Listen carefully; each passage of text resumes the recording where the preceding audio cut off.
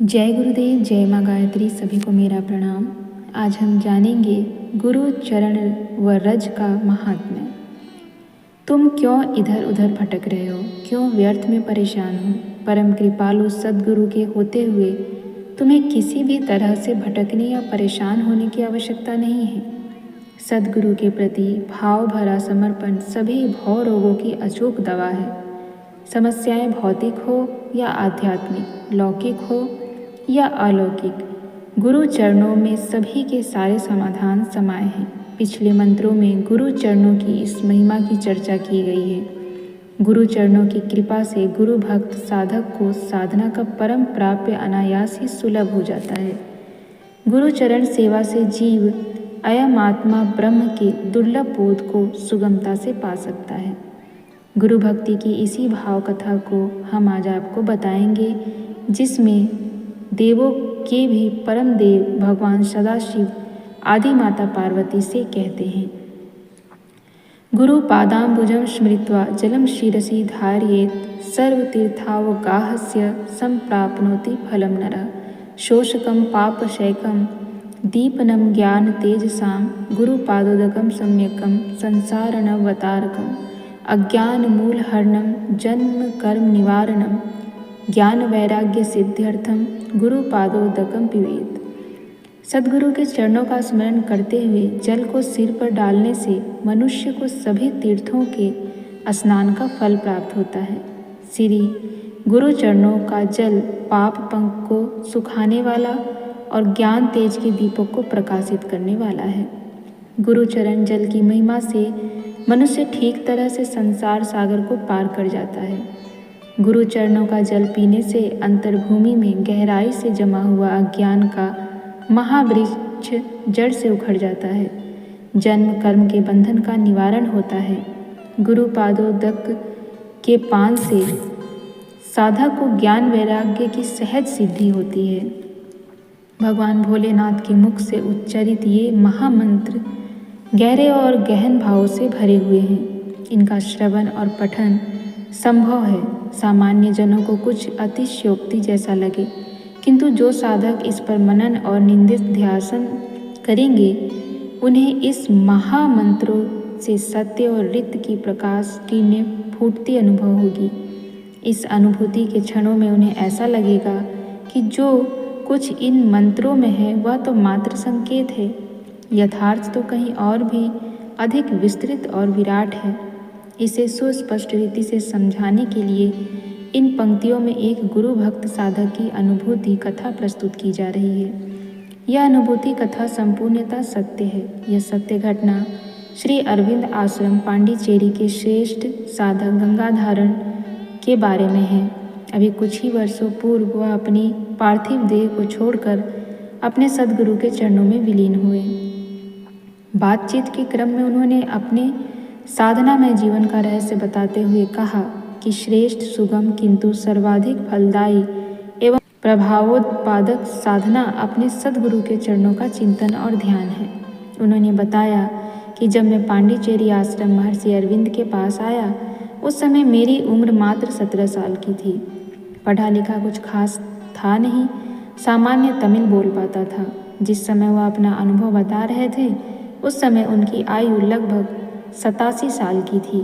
तो अपने जीवन के बारे में बताते हुए उन्होंने कहा, श्री अरविंद से पहली बार मिलने पर उन्होंने पूछा, तुम यहाँ क्यों आए हो और क्या चाहते हो? उनके इन सवाल के जवाब में मैंने कहा, प्रभु, मैं नहीं जानता कि मैं क्यों आया हूँ, नहीं मालूम मेरी चाहत क्या है। वैसे तो मैं काफ़ी गरीब हूँ, पर मैं इतना कह सकता हूँ कि मैं यहाँ केवल रोटी खाने के लिए नहीं आया।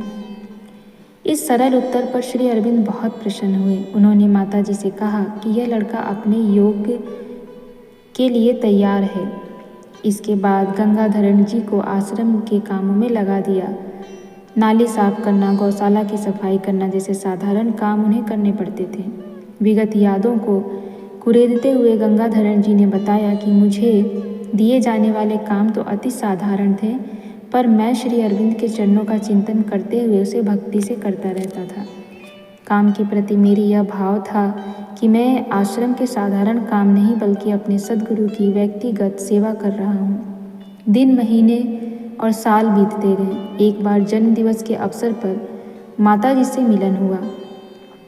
प्रेम पूर्वक आशीष देते हुए माता जी ने पूछा, बोल तुझे जन्मदिन के अवसर पर क्या चाहिए? उत्तर में मैंने विनम्रता से कहा, माँ, यदि आप कुछ देना चाहती हैं तो मुझे आप अपनी और श्री अरविंद की चरण रज एवं आप दोनों का चरण जल दीजिए। इस भक्तिपूर्ण आग्रह को माताजी ने स्वीकार कर लिया। फिर तो हर वर्ष जन्मदिन के अवसर पर यह क्रम बन गया। बाद में चरण रज को सामान्य धूल में मिलाकर और चरण जल को गंगा जल में मिलाकर रखने की मेरी आदत बन गई थी। बीतते वर्षों के साथ श्री अरविंद ने शरीर छोड़ दिया। माताजी भी नहीं रही, परंतु जिस किसी तरह मेरे पास उनकी चरण रज एवं चरण जल विद्यमान था। गंगाधरण जी ने बताया कि अपनी पूजा की चौकी पर मैं इन दोनों दुर्लभ वस्तुओं को रखता था। इन्हीं के पास पूजा वेदी पर श्री अरविंद के दोनों महाग्रंथ लाइफ डिवाइन एवं सावित्री भी सजा कर रखे थे। श्री अरविंद एवं माँ के महानिर्माण के बाद इन दिव्य वस्तुओं की पूजा मेरे जीवन का आधार बन गई। पढ़ा लिखा ना होने के कारण और करता भी क्या, लाइफ डिवाइन एवं सावित्री को समझ सकने लायक बुद्धि भी तो नहीं थी मेरी। सद्गुरु चरण रज एवं सद्गुरु चरण जल के साथ इनकी पूजा मेरा नित्य क्रम था। साथ ही आश्रम के कामों को भी गुरु भक्ति समझकर करता था। एक दिन अपने गुरु के बारे में सोचते हुए गंगाधरण जी का हृदय भर आया। वह सोचने लगे कि 17 साल की आयु में आए थे और 80 से ज़्यादा उम्र होने जा रही है, परंतु अभी तक कोई विशेष अनुभूति नहीं हुई।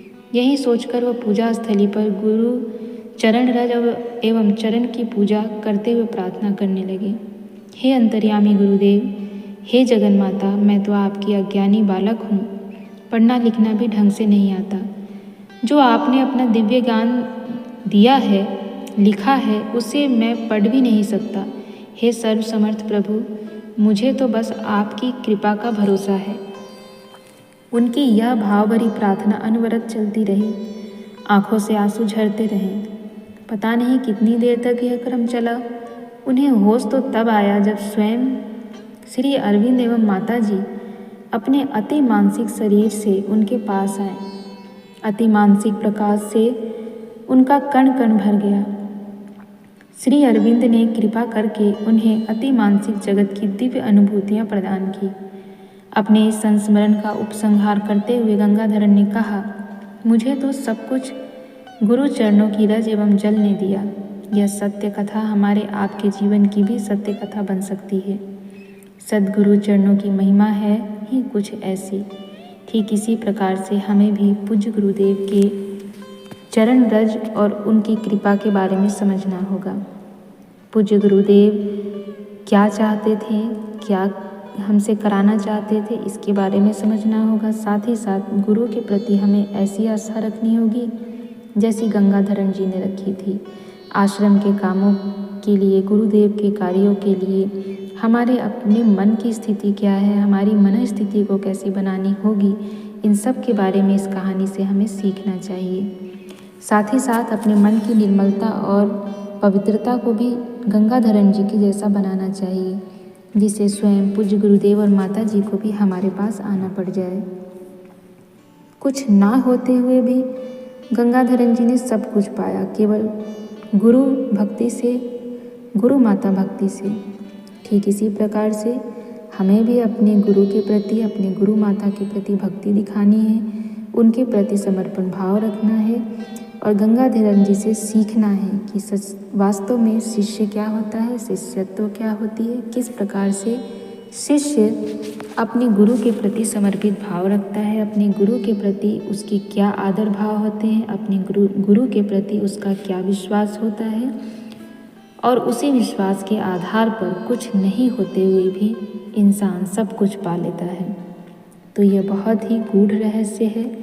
गुरु चरण रज और गुरु रज की महात्म बहुत बड़ी होती है। जिस व्यक्ति को गुरु चरण का रज मिल जाए, गुरु चरण की कृपा मिल जाए, गुरु चरण का जल मिल जाए, वो बहुत सौभाग्यशाली है। हमारे साथ पूज्य गुरुदेव माता जी नहीं हैं, परंतु उनके गुरु चरण रज के रूप में हम उनके विचारों को अपने पास रख सकते हैं। वही हमारे लिए सब कुछ कर सकती है और हमें कहाँ से कहाँ पहुँचा सकती है। साथ ही साथ गुरुदेव के कार्य में जो भी सेवा देनी है उससे कभी पीछे ना हटें और सदैव आगे बढ़कर अपनी सेवा उन्हें देते रहें। आपको इस संसार में स्वतः ही सब कुछ मिल जाएगा।